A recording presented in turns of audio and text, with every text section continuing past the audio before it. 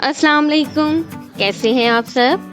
आज हम बनाने जा रहे हैं मज़ेदार से कच्चे कीमे के कबाब, जो कि बहुत टेस्टी बनते हैं और बहुत ही कम टाइम में बन जाते हैं। इसमें ज़्यादा इंग्रेडिएंट्स भी यूज़ नहीं होते और इसको पकने में ज़्यादा टाइम भी नहीं लगता। इसका मतलब अगर गर्मियां हैं तो ये तो बेस्ट है। आप इसको डिनर में, लंच में, किसी भी टाइम पे खा सकते हैं। तो वीडियो को एंड तक ज़रूर देखिए और हमें लाइक एंड सब्सक्राइब करना मत भूलिए। आप देख रहे हैं कुक याम्स।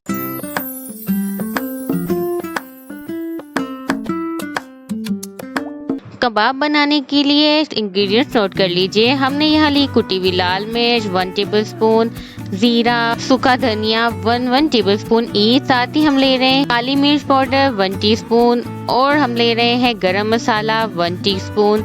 गरम मसाला बहुत मज़ेदार सा रेसिपी आपको डिस्क्रिप्शन में मिल जाएगी। और हम ले रहे हैं नमक हस्बे जायका। साथ ही हमने प्याज ले लिया जिसको हमने बहुत नाइसली चॉप कर लिया। ये देखिए कितना बारीक ये चॉप किया हुआ है। और हम ले रहे हैं लहसुन। लहसुन के क्लोव्स लेने हैं, तकरीबन 1 पूरा लहसुन ले लीजिए। और हम ले रहे हैं धनिया, हरी मिर्चें और अदरक 1 टेबलस्पून। अब हमने यहाँ कीमा लिया, ये आधा किलो कीमा है। ये फुल फैट कीमा है, यानी इसमें चर्बी भी मौजूद है। और हम ले रहे हैं 1 अंडा। अब हमने चॉपर में ये तमाम चीज़ें ऐड कर लेनी है। सबसे पहले हमने इसमें कीमा ऐड कर लिया, उसके बाद स्पाइसेस भी ऐड कर लिए हैं और साथ ही अंडा और हरी मिर्चें भी ऐड कर ली हैं और इसको हम चॉप कर रहे हैं। अगर आपके पास चॉपर अवेलेबल ना हो तो आप एक काम कर सकते हैं, वो ये कि आप इसको मैनुअली भी कर सकते हैं या आप जहाँ से कीमा करवाएं उन्हें कहें कि वो मशीन का कीमा दे दें, क्योंकि ये बहुत बारीक होना चाहिए। ये देखिए कितना ज़्यादा ये बारीक हो गया है, क्योंकि अगर आपका कीमा मोटा होगा तो ये सही तरह से बाइंड नहीं होंगे, यानी कि जो है आपके कबाब वो खुल जाएंगे। अब हमने इसमें प्याज भी ऐड कर लिया। हमने एक छोटी प्याज ली थी लेकिन उसमें से भी हमने ज़्यादा ऐड नहीं की। ये आप देख लीजिए, जितनी भी मुनासिब हो वही ऐड करनी है, एक्स्ट्रा ऐड नहीं करनी। और अब हमने लिया ऑयल, उसको हमने हाथ को थोड़ा सा ग्रीस किया और हम लेंगे यहाँ पे कबाब। बस इसमें यही चीज़ें डलती हैं और कबाब बन जाते हैं।